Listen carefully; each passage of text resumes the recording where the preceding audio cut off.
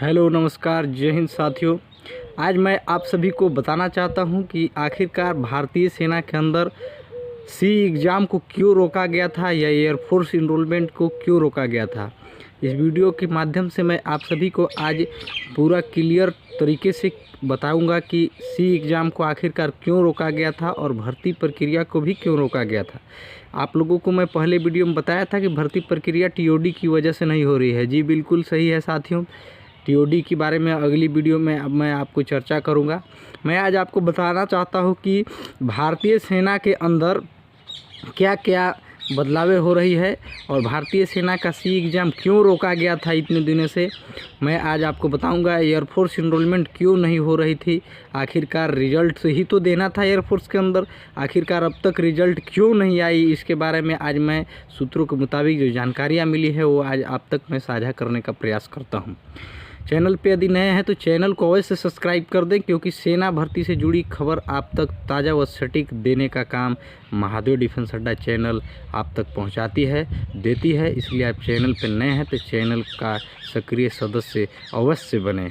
मैं आज आपको बताऊंगा कि भारतीय सेना में आखिरकार सी एग्ज़ाम इसलिए नहीं कराई जा रही थी कि भारतीय सेना के अंदर एक बहुत बड़ा बदलाव चल रही थी। यानी कि सी एग्ज़ाम का दायित्व एक नेशनल एजेंसी को दिया गया है, जिसको NTA बोला जाएगा, नेशनल टेस्टिंग एजेंसी। जितने भी सैन्य भर्ती से रिलेटेड एग्ज़ाम होगी, रिटेन प्रिपरेशन का जो भी काम होगा, कॉमन एंट्रेंस एग्ज़ाम का, वो NTA करेगी। यानी नेशनल टेस्टिंग एजेंसी द्वारा आपका सी एग्ज़ाम कराया जाएगा। यह बहुत बड़ी खबर भारतीय सेना की ओर से जो सूत्रों के मुताबिक मुझे जानकारियाँ मिली है वो मैं आप तक आज रखने का प्रयास करता हूँ।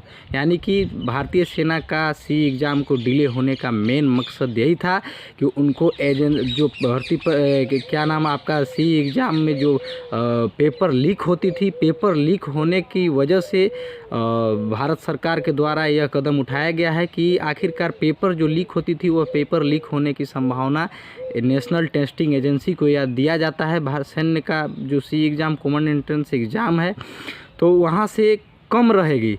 यानी क्या कम रहेगी, वहाँ से जो है पेपर लीक होने की संभावना कम रहेगी। पेपर आपकी लीक नहीं हो सकती है, क्योंकि वह नेशनल टेस्टिंग एजेंसी को यह दिया जा रहा है। मैं आपको बताता हूं, जो इस बार आर्मी का सी एग्ज़ाम होगा वह नेशनल टेस्टिंग एजेंसी जो आपका एजेंसियां हैं उनको दिया गया है यह दायित्व को।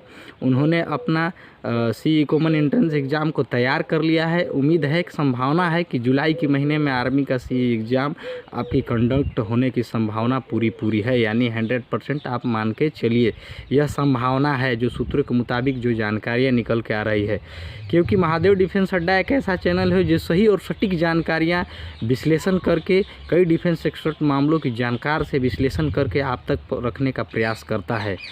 तो मैं आपको बता दिया कि आखिरकार डिले भारतीय सेना का सी एग्ज़ाम में क्यों हो रहा था। दोस्तों, नेशनल टेस्टिंग एजेंसी को उसका दायित्व सौंपा जा रहा था, इसलिए उसकी कानून बनाई जा रही थी। जितने भी सेना के अंदर सैन्य कार्रवाई जो रिटेन की होगी, एजुकेशन की मामला का जो सिस्टम होगा वह नेशनल टेस्टिंग एजेंसी के पास होगा। यानी सी एग्ज़ाम जो है नेशनल टेस्टिंग एजेंसी करेगी। जितने भी सैन्य मामले से रिटेन का जो प्रक्रिया होगी नेशनल टेस्टिंग एजेंसी द्वारा कराया जाएगा।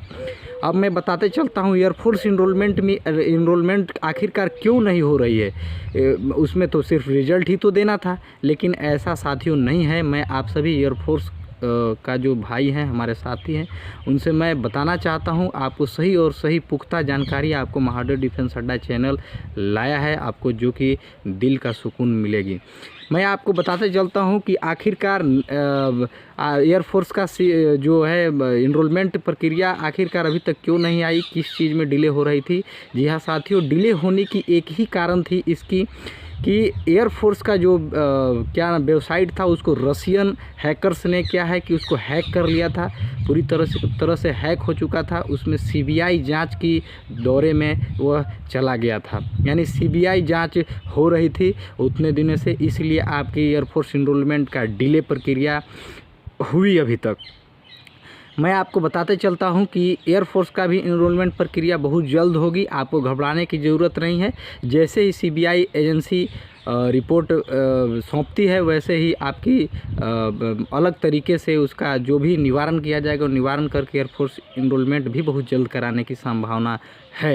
यानी कि आप मान के चलिए कि जैसे ही रशियन हैकर्स द्वारा जो हैक किया गया था एयरफोर्स की जो तमाम सुविधाएं टेक्निकली रूप से जो चलती थी उसको हैक किया गया था, इसके वजह से तमाम एजेंसी द्वारा चेक हो रही थी, यानी सीबीआई के द्वारा जांच प्रक्रिया चल रही थी, इसलिए आपका प्रक्रिया अभी तक रोका गया था। आपको घबराने की ज़रूरत नहीं है।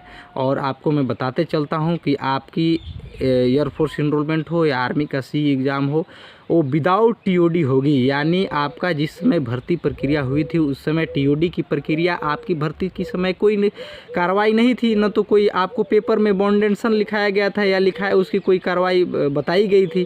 तो इसलिए आपको कहीं से भी कोई संकोच रखने की ज़रूरत नहीं है।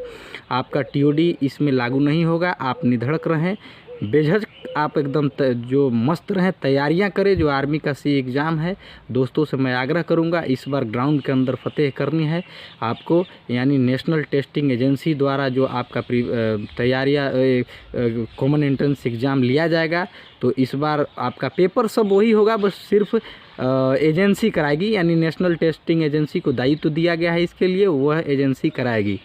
तो इसी वाणी को लेकर मैं आज आप तक इस वीडियो को बताने का प्रयास किया हूँ।